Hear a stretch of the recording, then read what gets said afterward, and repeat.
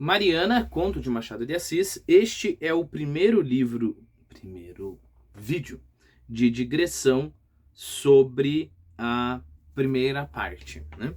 Bom, então é essencial que você primeiro leia a primeira parte, escute a primeira, tô achando que isso aqui é um livro. Você escute primeiro a primeira parte de leitura, sempre antes de escutar ou assistir a digressão, né? Então, nesta parte aqui, nós vimos, primeiro, é claro, 1889 é uma data importante, né? Nós temos o golpe da República. Lembre-se que antes ainda existiam historiadores respeitados que tinham pudores de chamar de proclamação somente, né? E não falar que foi um golpe. Mas depois, com a historiografia nova, né? As pessoas sendo mais realistas, não se deixando levar pela propaganda dos republicanos que deram o golpe, a gente foi admitindo, né, que foi um golpe mesmo. Tanto é que depois vieram os presidentes, que são como é que é? A República da Espada, né? E depois o modo como foi proclamada a República, né? Se você quer alguém muito interessante para falar para você sobre essas coisas, você deveria ver um canal aqui, Razuni. Puxa vida, eu sempre esqueço o nome dele. Mas no YouTube, se você coloca Dom Pedro, vamos ver se dá aqui, Dom Pedro II, vai estar um cara que é o especialista no Brasil, em Dom Pedro II, que é não sei o que, Razuni, Resutti, né? Paulo Resutti, né? Ele tem uma visão muito profunda, muito interessante do nosso império, né? Lembre-se que o que a República fez muito bem, né? Foi muito bem sucedido, foi demonizar o nosso império, né? Como se na época do nosso império não existisse democracia, como se a escravidão fosse abolida, tivesse sido abolida pela República e não pela Princesa Isabel, né? Então eles foram muito bem sucedidos em ridicularizar todos os nossos grandes símbolos do passado. E aí pessoas como o Resutti, né? Não posso esquecer, o Paulo Resutti, eles recuperam essa nossa história, né? É claro, a mesma coisa aconteceu, por exemplo, com o Renascimento, o Iluminismo, o Positivismo em relação à Idade Média, né? A Idade Média talvez seja um dos períodos mais gloriosos intelectualmente que a gente teve em toda. Talvez não, eu acredito que o período mais maturo intelectualmente da humanidade. E os iluministas, positivistas, antes deles, os renascentistas, conseguiram fazer um trabalho maravilhoso, colocando na gente essa impressão que na Idade Média todo mundo matava todo mundo, né? Ninguém lia, esse tipo de coisa, né? Então a gente tem que ter muito cuidado com o que foi propaganda. Também, outro ponto importante é como a Revolução Francesa, sendo um dos períodos mais macabros da nossa história, talvez o período mais macabro, né? Mais mal mesmo da nossa história, conseguiu através de propaganda provar que aquilo ali era trazer liberdade, fraternidade, né? Igualdade para a humanidade que estava na escuridão, né?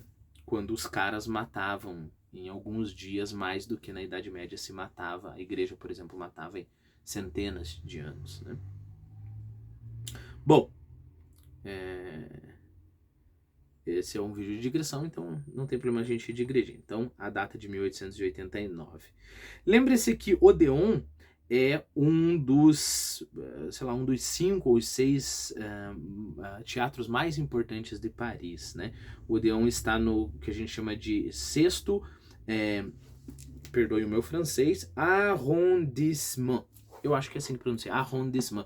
Porque a França é organizada de uma forma bem interessante, assim. Ela é organizada como se fosse um caracol. Então, o primeiro arrondissement tá no centro e é pequenininho.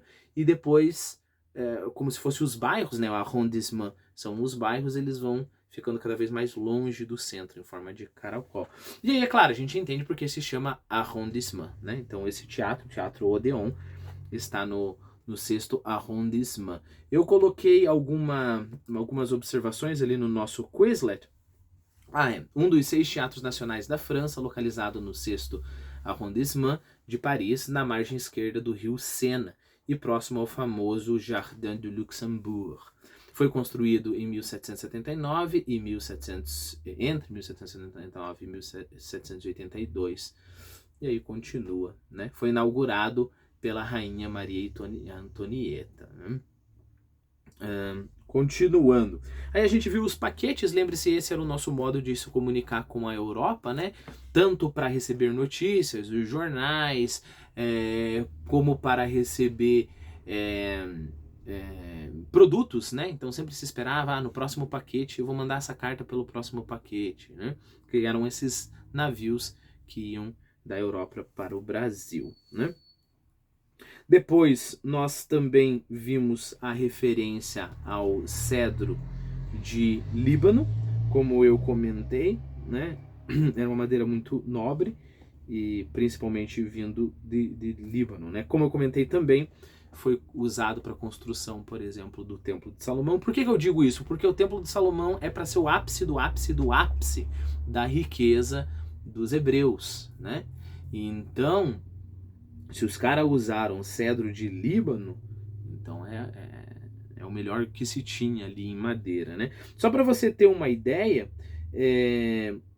o cedro de Líbano é mencionado 75 vezes na Bíblia, né? Mas como eu comentei também durante a leitura, não só na Bíblia, no mundo antigo, este era um cedro muito... essa madeira era uma madeira muito famosa, né? A árvore também, se você vê a árvore, o cedro do Líbano, é uma árvore frondosa, imponente, né? Então, faz sentido que a gente compare essas belezas efêmeras, né? Sabe, a menininha começa a ficar tá com 18, 19 aninhos, quando chega a 20 já acaba a beleza da menina. É só o frescor mesmo, ok? Por isso, a roseira, né?